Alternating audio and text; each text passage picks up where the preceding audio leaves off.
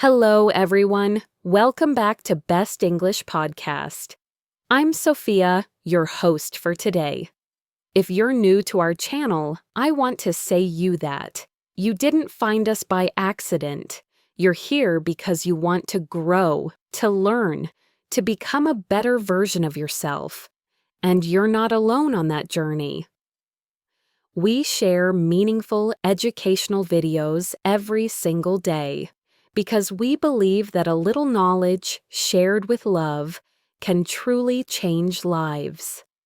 We regularly share new podcast episodes designed to help you improve your English fluency and confidence, step by step. So if you're ready to take that next step, to learn something new, to feel inspired, and to believe in your own potential, then stay with us. Subscribe and let's walk this path of growth together, one day at a time. Before we begin, let me ask you a question. Have you ever been in a conversation, speaking in English, and suddenly you feel a sense of panic? You've said hello, you've asked how the other person is, you've talked about the weather, and then a complete and total silence. That awkward moment when you're desperately searching your brain for the next interesting thing to say, but your mind goes completely blank. It's a feeling almost every language learner knows well. You might start to feel nervous. Your heart might beat a little faster. Maybe you even start to feel a little embarrassed, and the conversation that had potential just fades away before it truly begins. You walk away thinking, why is this so hard for me? Or, I wish I were a better speaker. Well, what if I told you that having a natural, flowing conversation is not some magical talent that only some people have? What if I told you it is a skill, just like learning grammar rules or memorizing new vocabulary? It's something you can learn, something you can practice, and something you can absolutely master. And that is exactly what we are going to do together today. This isn't just a lesson, it's a full, deep dive practice session. In this episode, we are going to fill your conversational toolkit with everything you need: the essential phrases, the thoughtful questions, the engaging stories, and most importantly, the confidence you need to turn those awkward silences into truly engaging and meaningful discussions. We will walk through dozens of real-life situations, from the very first moment you meet someone new, to keeping a friendly chat going for as long as you want, to navigating tricky or difficult topics, and even ending a conversation with grace and politeness. So, if you are ready to stop just learning English words and start having real English conversations, the kind that builds friendships, strengthens professional relationships, and opens doors, find a comfortable spot, relax your shoulders, take a deep breath, and let's begin this journey together. And hey, I want this to be an active experience for you. Don't just listen. I want you to participate. When I ask a question, pause the audio and think of your own answer. When I suggest a phrase, say it out loud, repeat the examples, feel the rhythm of the words in your own mouth. Let's make this an active practice session where you are not just a listener, but a speaker. Are you ready? Let's begin. Let's start at the very beginning. How to initiate or start a conversation. This can often feel like the most difficult part, climbing the first big hill, but with a few simple and reliable phrases, you can open the door to a great chat with ease. The most common and simple way to start is with a friendly greeting. Of course, you know, hello and hi. But let's add a little more warmth and personality to make you sound more natural and approachable. You could say, "Hi there, how's it going? Sa." How's it going is a very common, casual, and friendly way to ask, how are you? It invites a simple, easy response. Another very friendly one is, hey, how have you been? This phrase is perfect for someone you haven't seen in a little while. Maybe a colleague you passed in the hallway or a neighbor you haven't chatted with for a week. It shows that you remember them and are genuinely interested in what's been happening in their life since you last spoke. Imagine you are at a party or a social event, and you see someone you don't know but would like to talk to. Walking up to them can feel intimidating, but a simple observation about your shared environment can break the ice effortlessly. You could comment on the event itself. For example, "This is such a great party, isn't it?" Or, "Wow, the music here is really good. I love this kind of atmosphere." This is a safe and easy way to start because you are talking about something you are both experiencing at the same time. It creates an instant, small connection. Let's practice that. Imagine you're at a friend's birthday party. You see someone standing near the food table, looking around. You could walk over, smile, and say, "Everything looks so delicious. I don't know where to start. What a fantastic turnout for David's birthday. I'm Sophia, by the way." This is friendly. It's polite. It gives them an easy topic to respond to, the food or the party, and you've introduced yourself, making it easy for them to introduce themselves back. Now, once you've said hello, you need to keep the conversation moving forward. This is where questions come in. But as we said, not just any questions. We want to ask open-ended questions. Let's really dive into this. A closed question is one that can be answered with a single word, usually yes, no, or a short fact. For example, "Do you like your job?" The conversation can easily die there. But an open-ended question is one that requires a longer, more thoughtful answer. It invites the other person to share their stories, thoughts, and feelings. Instead of asking, "Do you like your job?" try asking, "What's the most interesting part of your job?" Or, "What's a typical day like for you at work?"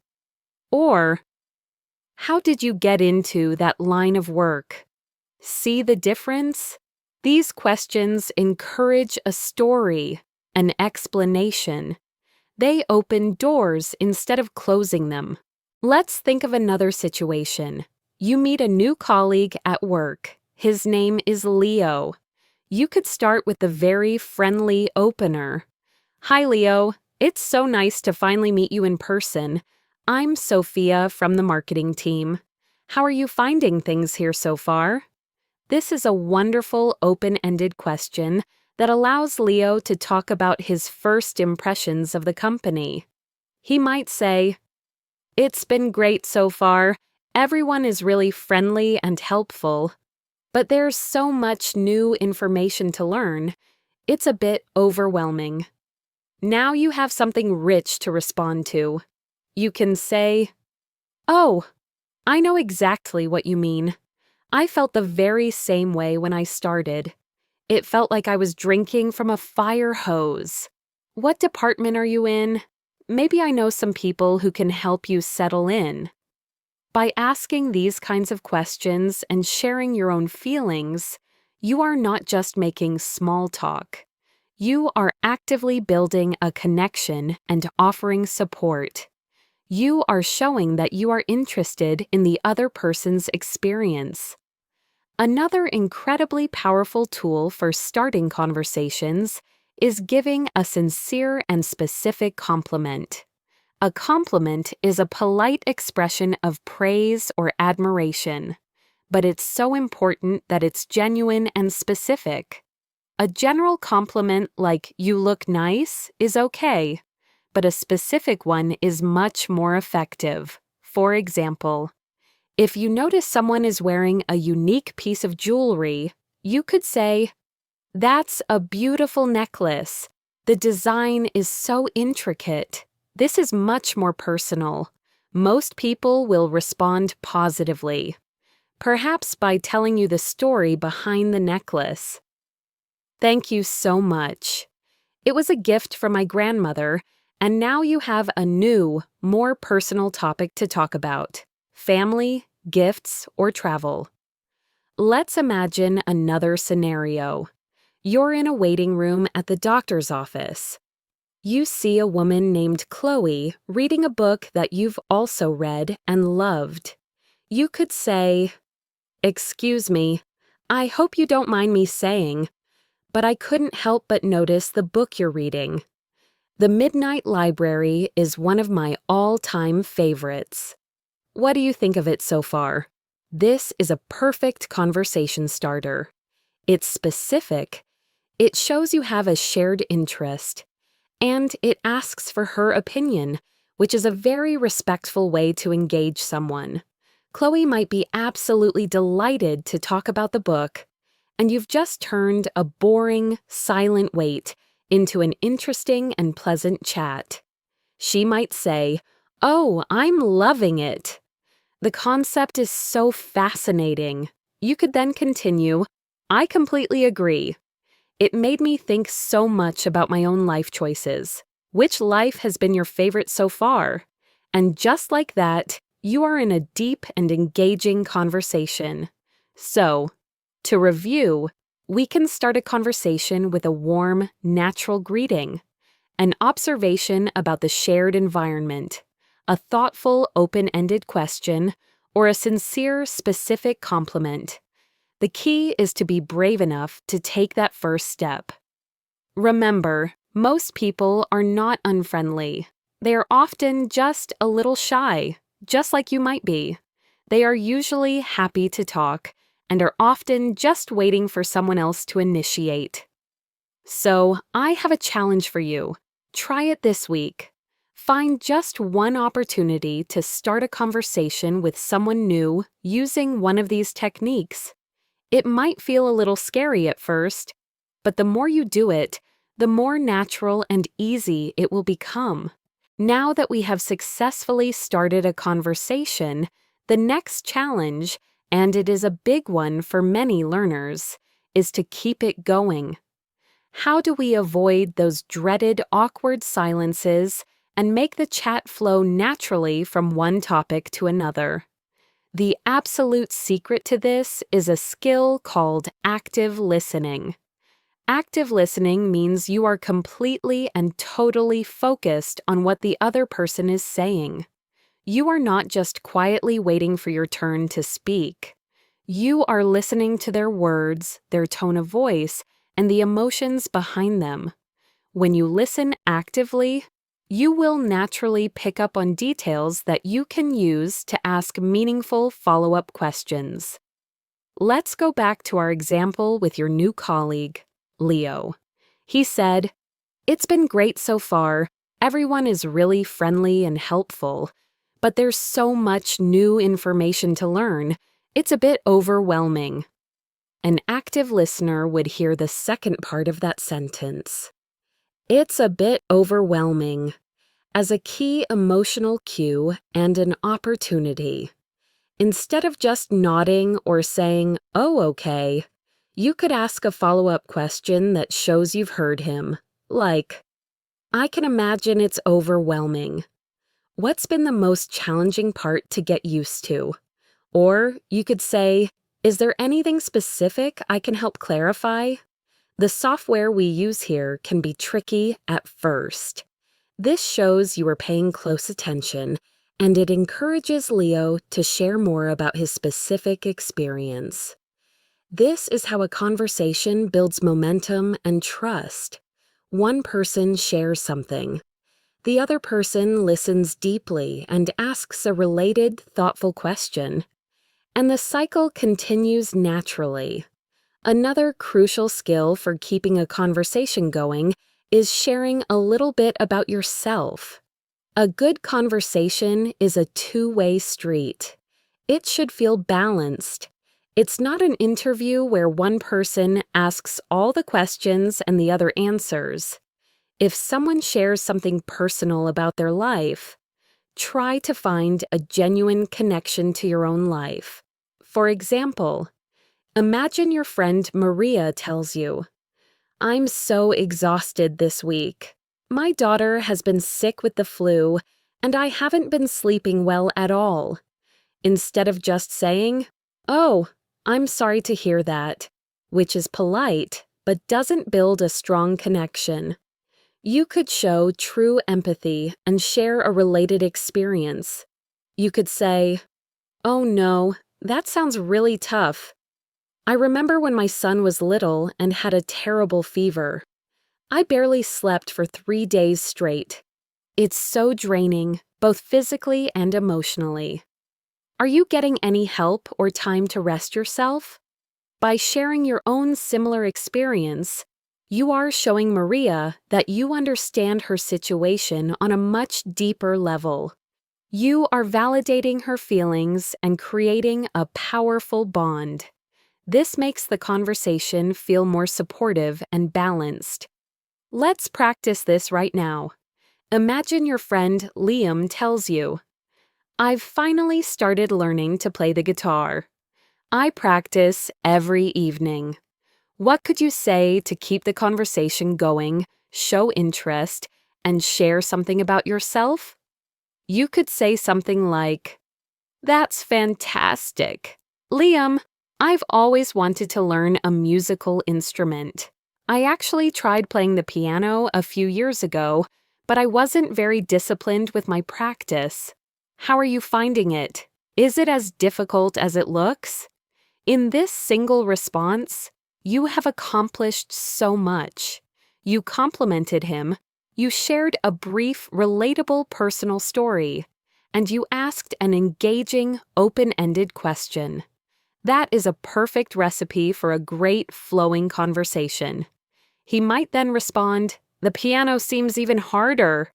For me, the most difficult part is getting my fingers to press the strings hard enough. But it's so rewarding when I can finally play a simple song. And now you can ask, what was the first song you learned to play? Sometimes, however, you might not have a similar story to share. And that's completely and totally fine. In that case, you can use simple, encouraging phrases to keep the other person talking. These are sometimes called encouragers. They are simple words and phrases that show you are listening and interested, and they signal to the other person to continue. Things like, "That's so interesting. Tell me more about that." "Really? What happened next?" "No way." Or, "Wow, I never knew that."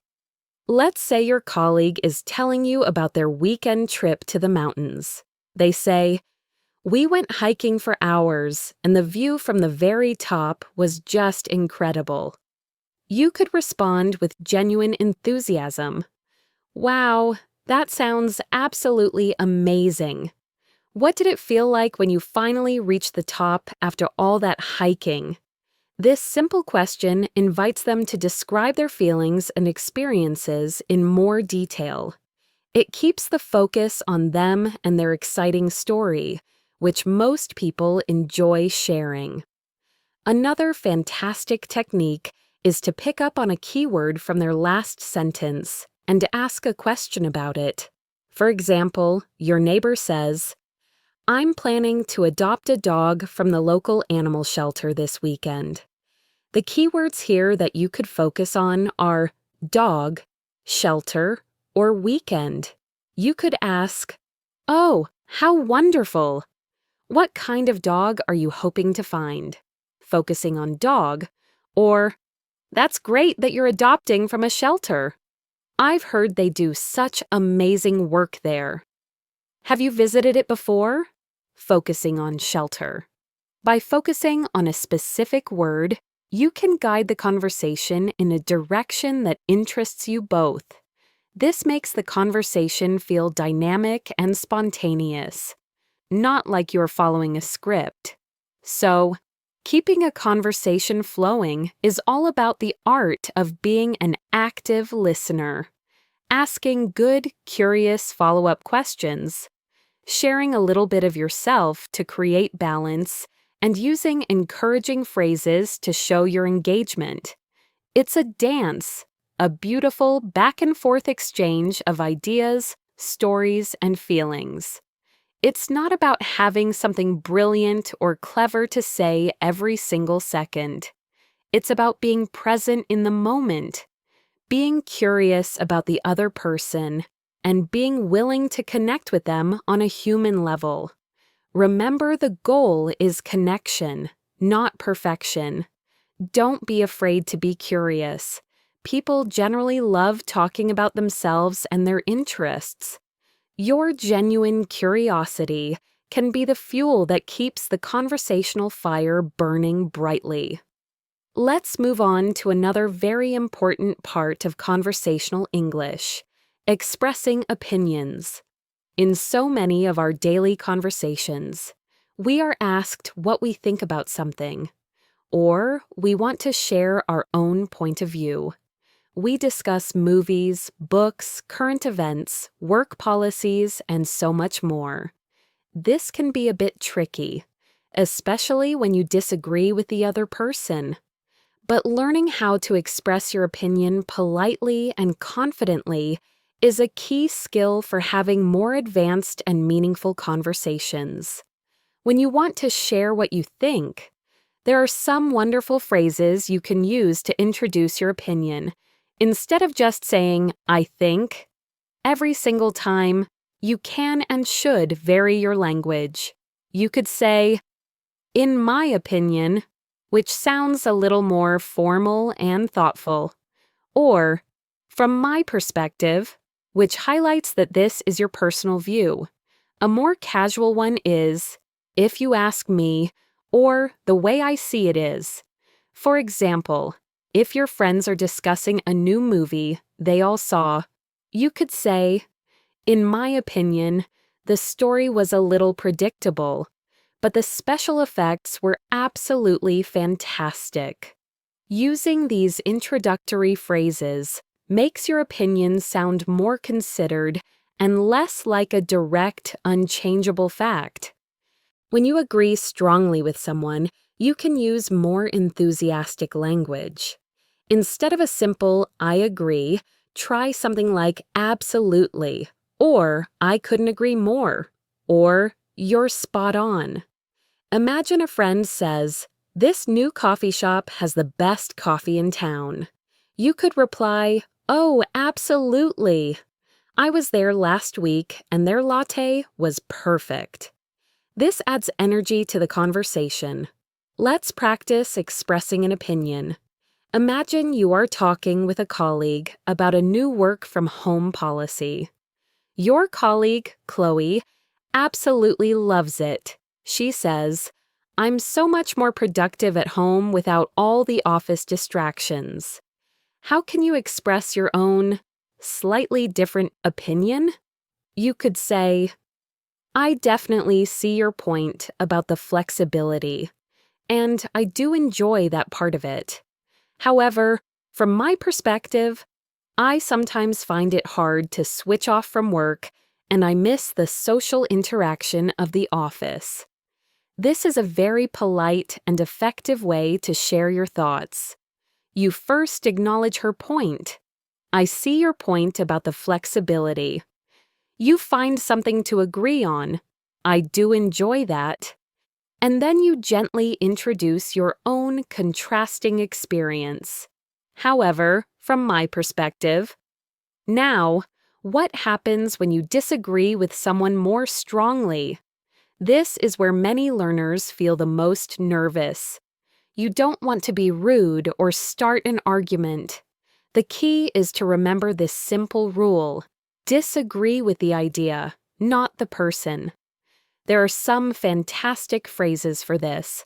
One of the most useful is, "I see what you're saying, but..." This magical phrase shows that you have listened to and understood their opinion before you present your own. For example, your friend says, "I think winter is the best season of the year." You could reply, "I see what you're saying. The holidays are wonderful and it's so cozy. But for me, I find the short days and cold weather really difficult. I think I'm more of a summer person." You've disagreed, but you did it respectfully and gave a reason.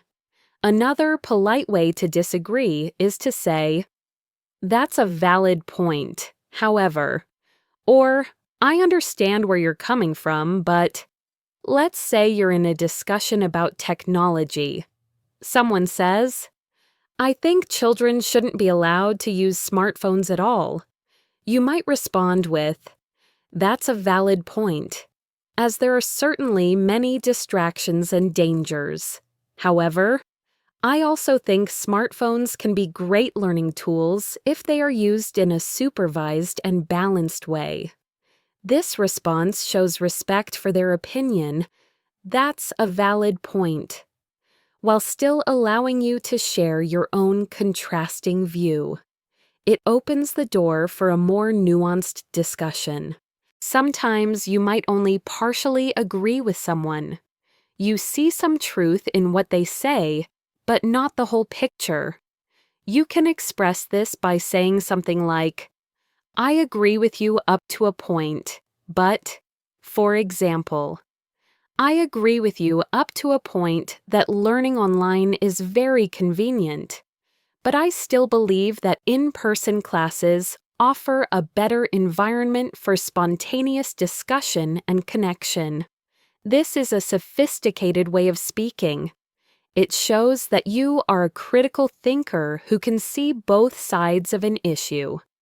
It's also incredibly important to remember your tone of voice and body language. When you disagree, keep your voice calm and friendly, not sharp or defensive.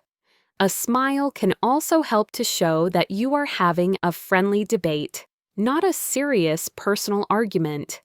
The goal is to have a respectful exchange of ideas, where both people feel comfortable and safe sharing their honest thoughts. Let's try a mini role play. I will be your friend, Ben. I'll give a strong opinion, and I want you to respond by politely disagreeing. I'll say, "I think public transportation is a complete waste of time. It's always late and crowded. It's so much faster and more comfortable to just drive everywhere." Now, pause for a moment and think of your response. How would you disagree politely? You could say something like, "I can definitely see why you'd say that. Driving is certainly more direct and private. But for me, I actually find taking the train quite relaxing. I can use the time to read a book or listen to a podcast, and I don't have to worry about the stress of traffic or finding a parking spot." What a fantastic response. You were polite. You validated his feelings. I can see why you'd say that. You gave clear reasons for your own opinion, and you kept the conversation friendly and open. Expressing opinions is a wonderful way to make your conversations more interesting, deep, and personal. It allows you to share who you are and what you believe in. So, don't be afraid to share your thoughts. Just remember to be polite, respectful, and open to hearing other people's perspectives as well. This is how we learn from each other and have truly enriching and memorable conversations. Now, let's talk about something that happens in almost every single great conversation: storytelling. We are all natural storytellers. It's in our DNA. We tell stories about our day, about our past, about our hopes and dreams for the future. Being able to tell a short, engaging story in English is a wonderful skill that will make your conversations much more memorable, personal, and fun. A good story doesn't have to be a dramatic, life-changing event. The best stories are often about small, everyday moments that are relatable. The key is to include a few specific details that bring the story to life for the listener. Think about using sensory details. What did you see, hear, feel, smell, or taste? Let's say you want to tell a friend about a new cafe you visited. Instead of just saying, "I went to a new cafe today. It was nice," which is boring and doesn't invite any follow-up. You could tell a mini story. You could say, "You won't believe the most charming little cafe I found today. It's called the Cozy Corner. As soon as I walked in, the warm smell of freshly baked bread and rich coffee just hit me. It was absolutely amazing. The walls were painted a soft, warm yellow, and there were bookshelves filled with old books from floor to ceiling. I ordered a honey latte, and it came in this huge, beautiful, handmade ceramic mug. I found a comfortable armchair by the window and sat there for an hour just reading and watching the world go by. It was so peaceful. Can you feel the powerful difference?" The second version paints a vivid picture in the listener's mind. They can almost smell the coffee, see the yellow walls, and feel the peaceful atmosphere. This makes your experience much more interesting and real for them. When telling a story, it's also very helpful to use simple connecting words to give it a clear structure. This guides your listener through the events so they don't get lost. Words like first, then, after that, suddenly, and finally can create a simple narrative flow. Let's create a short story about a funny thing that happened to you at the supermarket. You could start, "I have to tell you the most embarrassing thing that happened to me at the supermarket yesterday. So, first, I was in a real hurry, trying to get everything on my list before a meeting. Then, as I was reaching for a carton of milk on the top shelf, my hand slipped, and I accidentally knocked over a whole display of yogurts. After that, everything seemed to happen in slow motion. Suddenly, there were yogurts rolling everywhere, all over the floor. Finally, a very kind young employee came over to help me clean everything up. But I was so embarrassed. I'm sure my face was bright red. This simple structure, first, then, after that, suddenly, finally, makes the story very easy to follow and understand. Another incredibly important part of storytelling is showing emotion. How did you feel during the event? Were you excited, nervous, happy, proud, or embarrassed? Use feeling words to connect with your listener on an emotional level. In the supermarket story, the phrases, "I was so embarrassed" and "my face was bright red" are key. They help the listener understand your feelings and empathize with you, maybe even making them laugh with you. Let's dedicate a little more time to a longer story. Let me tell you about a travel experience I had a few years ago. This story will show you how to combine setting a scene, describing events, and sharing emotions. A few years ago, my friend and I decided to go backpacking through Vietnam. We were so excited. We had planned the trip for months. Our first stop was Hanoi, a bustling and chaotic city. The moment we stepped out of the airport, the sounds and smells were overwhelming. There were thousands of motorbikes weaving through the streets like a river, and the air was thick with the smell of street food. Mostly a delicious noodle soup called pho. For the first 2 days, we just explored the old quarter, getting lost in its narrow streets. Then, the most memorable part of our trip began. We took an overnight train to a mountainous region in the north called Sapa. The train itself was an adventure. It was old and wrinkled as it moved. We shared our cabin with a local family who offered us some of their fruit. They didn't speak much English, and we didn't speak much Vietnamese, but we communicated with smiles and gestures. It was a really heartwarming experience.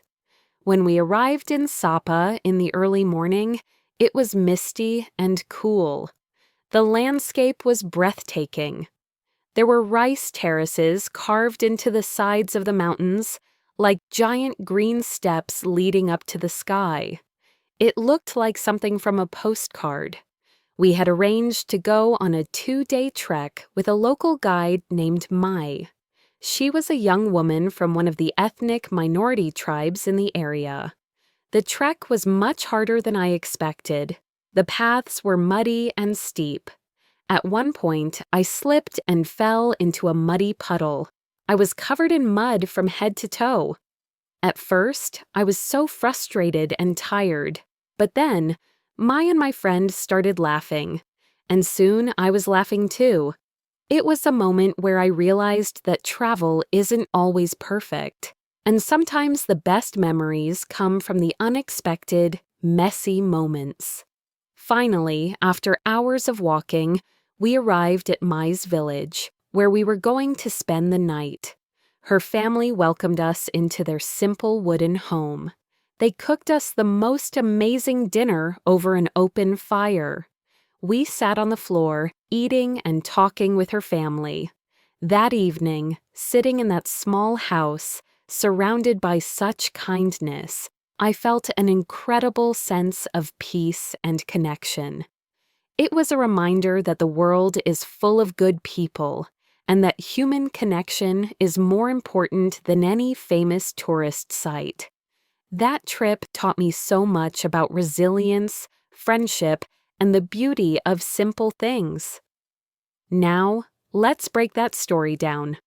It had a beginning, planning the trip and arriving in Hanoi, a middle, the train journey and the difficult trek, and an end, arriving at the village and the feeling of connection. It used sensory details like the smell of pho and misty and cool air. It described emotions like excited, overwhelming, heartwarming, breathtaking, frustrated, and peaceful. This is what makes a story come alive. You can also use storytelling to answer questions in a much more engaging and memorable way. For instance, if someone asks, "What do you do for work?" instead of just giving your job title, like "I'm a teacher," you could add a mini story that illustrates what you do. You could say, "I'm an elementary school teacher." It's a challenging but wonderful job. Just the other day, one of my 7-year-old students came up to me and told me he wanted to be an astronaut so he could discover a new planet and name it after his dog, Sparky. It's those little moments of imagination and joy that make my job so rewarding. This answer is so much more memorable and gives a real glimpse into your personality and why you love your job. Sharing stories is a fundamental way we connect as human beings. It doesn't matter if your grammar is 100% perfect or if you use big, fancy words. What matters is that you are sharing a piece of yourself, your experience, and your humanity. So, the next time you're in a conversation, don't be afraid to share a small story.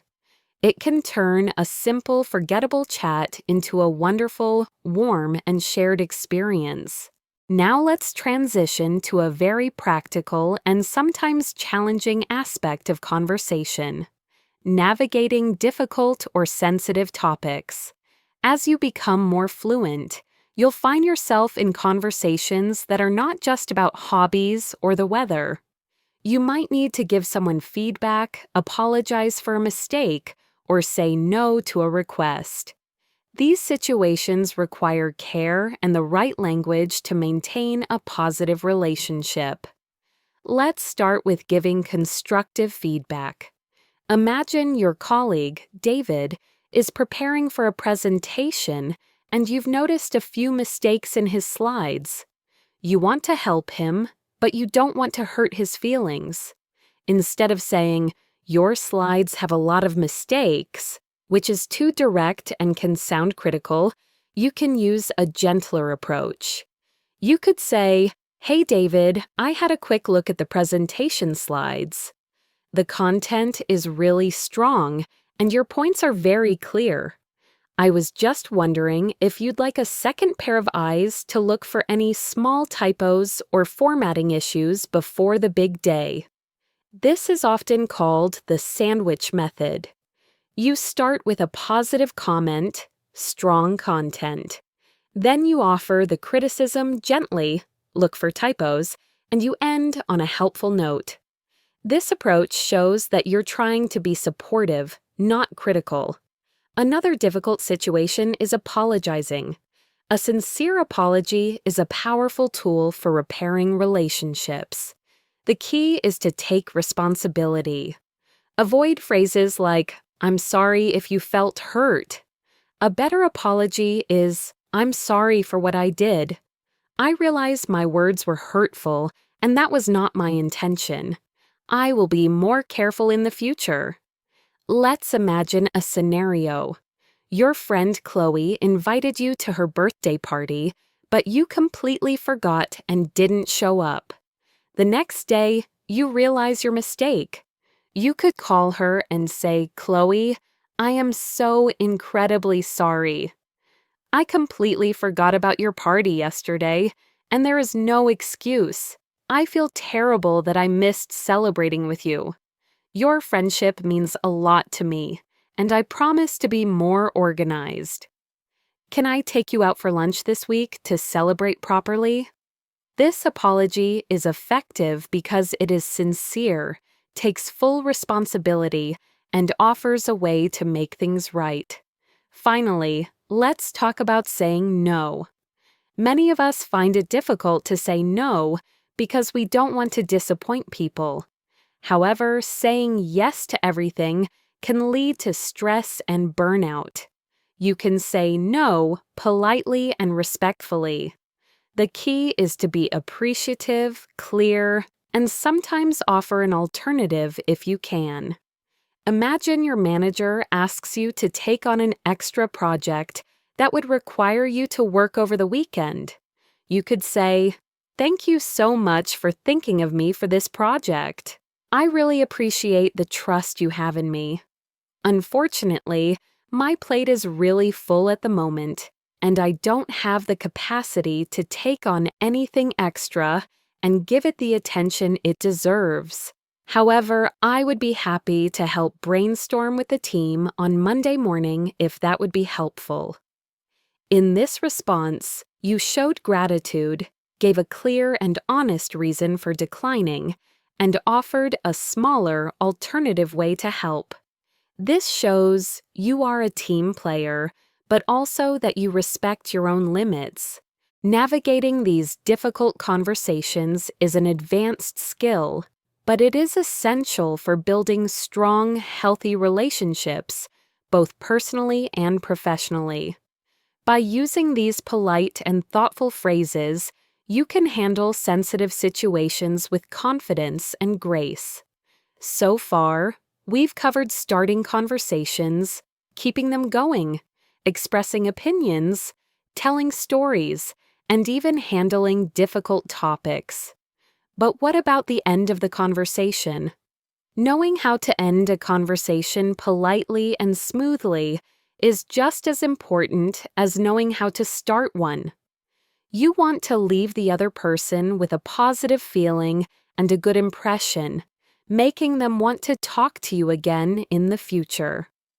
Sometimes we need to end a conversation because we genuinely have to go somewhere or do something else. There are many polite phrases for this situation. You could say, "Well, it's been so great talking to you, but I really have to get going now." This is a clear, direct, and friendly way to signal the end of the chat. Another very good one is, "Anyway, I should probably let you go. I'm sure you're busy and I don't want to take up any more of your time. This phrase is particularly considerate because it implies that you are respecting the other person's time, which is always a kind gesture. Let's imagine you are talking to your neighbor. Sarah, in front of your house. You've had a nice long chat about your gardens, but you need to go inside to start making dinner. You could say, "It was so nice to catch up with you. Sarah, I need to start thinking about making dinner now, but let's definitely talk again soon." This is a perfect way to end the conversation. You've expressed enjoyment. It was so nice to catch up. You've given a clear but polite reason for leaving. I need to start making dinner. And you've suggested a future conversation. Let's talk again soon. If the conversation has been particularly enjoyable or meaningful, you can and should emphasize that. For example, "I've really enjoyed our chat. This has been the highlight of my day. I hope we can do this again sometime." This is a very warm and sincere way to close. It makes the other person feel valued and appreciated for their time and their contribution to the conversation. Sometimes, you might end a conversation by making a specific plan for the future. This is a great way to show that you are serious about wanting to continue the connection. For instance, if you're talking to a friend you haven't seen in a while, you might say, "This has been so much fun. We should definitely get coffee next week and catch up properly. Are you free on Wednesday or Thursday afternoon?"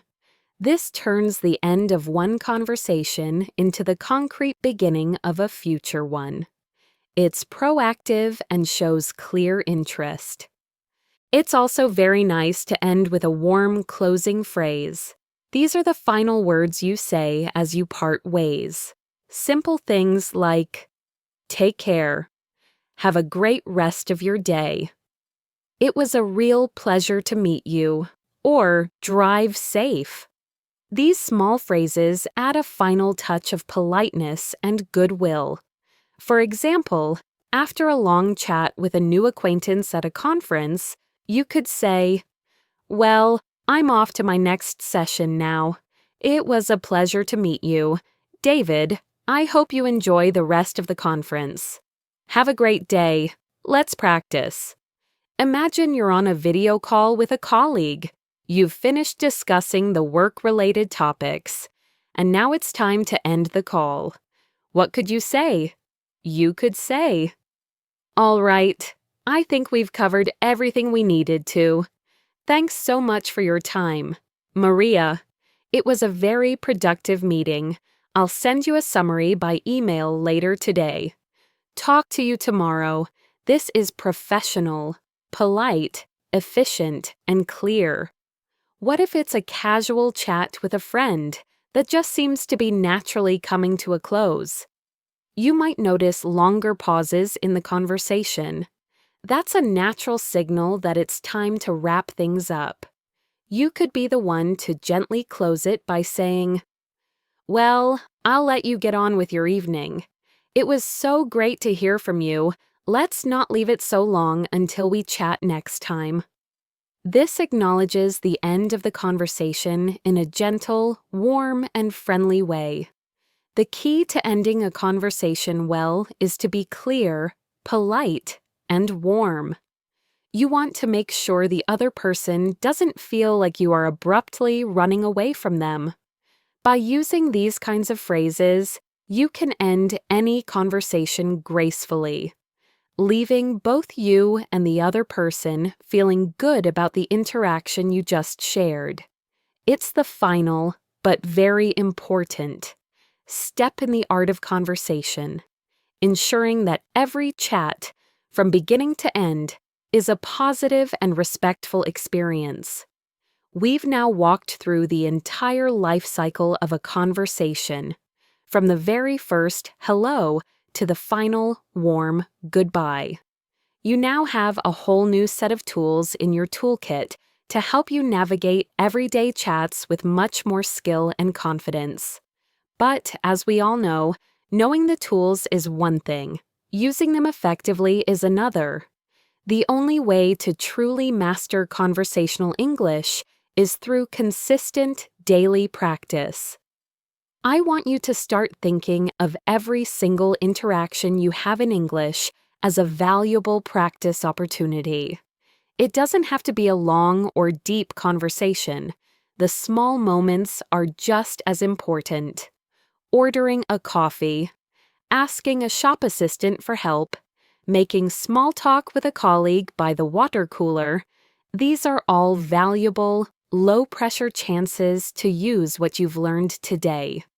Don't wait for the perfect moment to practice, because that perfect, stress-free moment might never come. The real moments are the small, messy, everyday ones. Let's think about some specific, concrete challenges you can set for yourself. This week, I challenge you to start one conversation with a stranger. It could be as simple as complimenting someone on their dog at the park.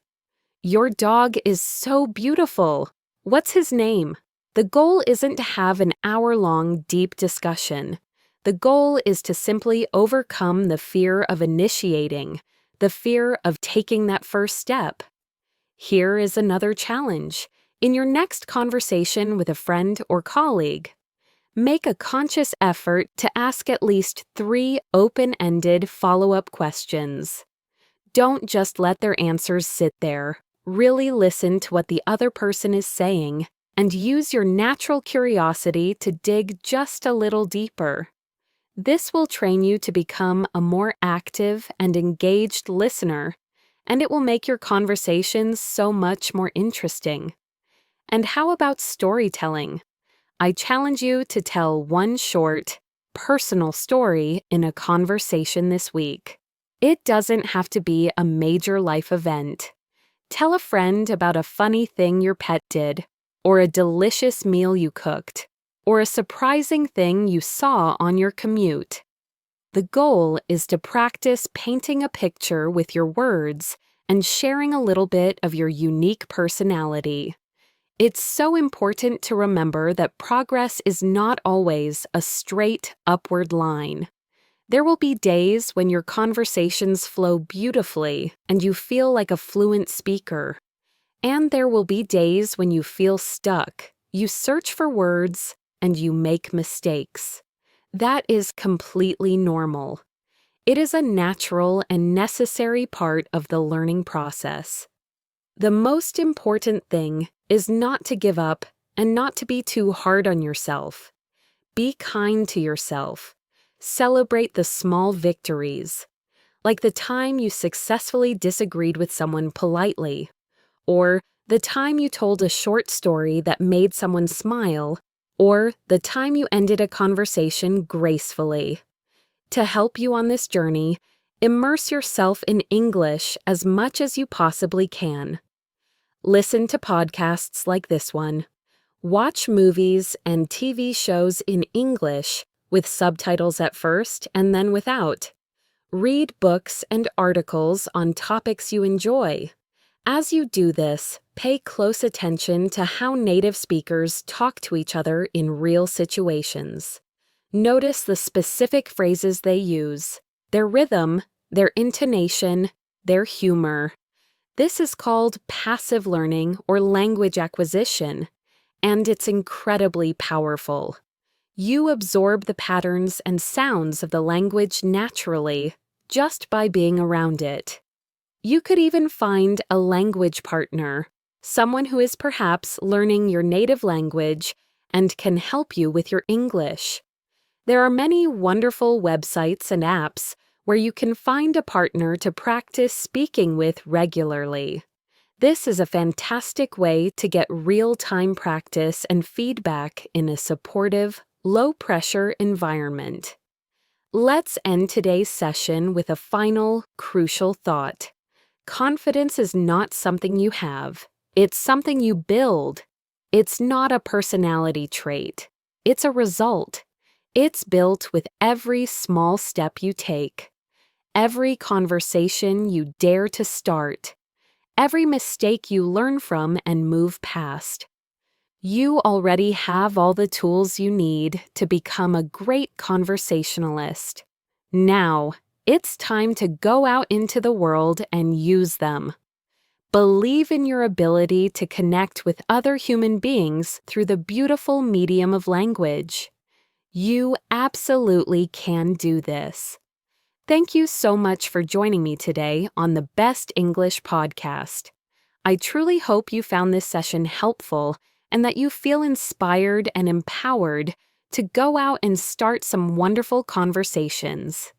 If you enjoyed this episode, please consider subscribing to our channel so you don't miss our daily content, all of which is designed to help you improve your English in a fun and practical way. And I would love to hear from you. Please leave a comment below and tell me, what is one conversational skill from today's episode that you are going to focus on and practice this week? Sharing your goals can be a great motivation for you and for others in our community. This is Sophia, reminding you that every conversation is a new adventure and an opportunity to learn. Take care and happy learning.